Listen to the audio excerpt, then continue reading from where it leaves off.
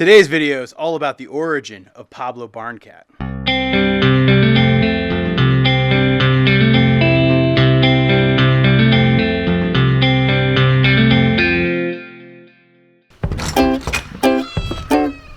Morning, Barn Cats. How are you? Hey, buddy.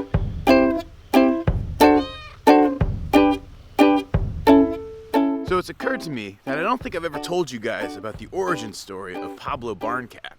Pablo, who's the big barn cat, was our first barn cat. We actually got him from some friends, and you've had quite the saga, my friend. You really have. He's friendly, he's willing to be pet, he'll hang out with you, he's a sociable cat, but then he's also a stone-cold killer. Pablo will average about a dozen rodents a week that he takes out, so in terms of earning his keep, I couldn't ask for a finer barn cat. He gets chipmunks, voles, moles, mice. He will absolutely devour the mice.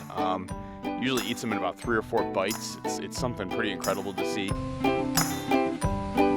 When it comes to barn cats, Pablo is the cream of the crop. Sorry, Lil.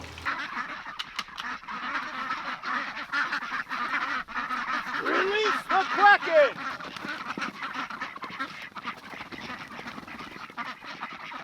So we weren't initially looking for a barn cat, but it was some unexpected circumstances that ultimately led Pablo to us.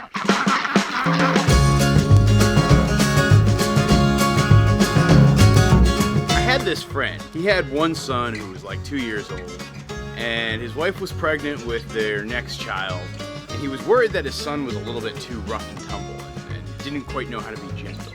In order to try to teach his young toddler son how to be gentle, he decided to try to get a cat.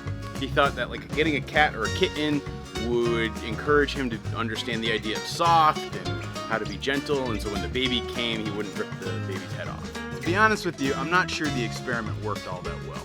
Because Pablo was getting manhandled so frequently, he became very aggressive. He would walk around attacking people's ankles and creating havoc around the house.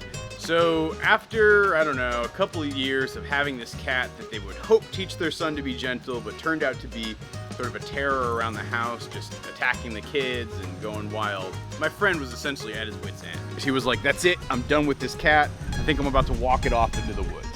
So then I have another friend who lives here in town who said, wait a minute, dude, don't do that. I could use a cat. She was like, I have this dog that eats cats. Like, it literally will rom, rom, rom, rom, eat the cat. And what if you gave me Pablo and I took him in, like maybe a more aggressive cat might teach him to shy away from trying to attack cats.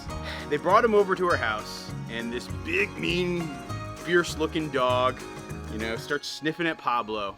It was almost like one of those movies in prison where the hero walks into prison and beats up the toughest guy in the prison so that none of the other inmates mess with him. That's exactly what Pablo did. The dog comes up to him and is all like, rah, rah, rah, rah, rah, rah, rah, rah. Pablo just gives one big swat to the face and slices the dog's face up. Blood, dog's yelping, runs away, and never messes with Pablo ever again. If you guys are watching this and saying, oh my gosh, these sound like horrible people, trust me, they're not. They're really, really good people. They were just in a really tough situation with this cat. After my friend had now trained her dog to not attack cats, she wasn't quite sure what to do with Pablo either. Meanwhile, this was at a period in our lives where Allison was living here at the farm, but I was still back in Washington, D.C. working a lot. And it was the middle of winter, and Allison was like crazy, crazy lonely. Winters here in northern Vermont are tough. It's dark virtually all the time. We have like 2 feet of snow from December through April. And so the moment that I heard that my friend was trying to give away a cat, Pablo, I jumped all over it. We had been talking about getting a barn cat over the summer because we wanted to have some way to keep the rodent population down around the house. But we weren't expecting to do it in the dead of winter. Well, it worked out pretty darn good. Pablo is just the sweetest cat. Who's the most handsome boy? He's made such a crazy difference here at the farm. Who's the biggest mouse murderer I know? Yes, it's Pablo. It's Pablo. My neighbor Frank is fond of saying that Pablo went from hell in that house of little small kids terrorizing him to purgatory in that house with the killer dog, to heaven where he's here, where he has acres and acres to roam, 2 square meals a day, and people that love him. And he's most definitely a part of our family, and we're happy to have him here.